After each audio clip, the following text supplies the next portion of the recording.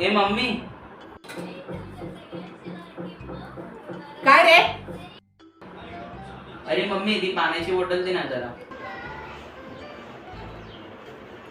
हे घे. मम्मी इकडे ना जरा. आता काय झालं रे? मम्मी जरा प्लीज ते टीव्हीचा रिमोट दे ना जरा. घे.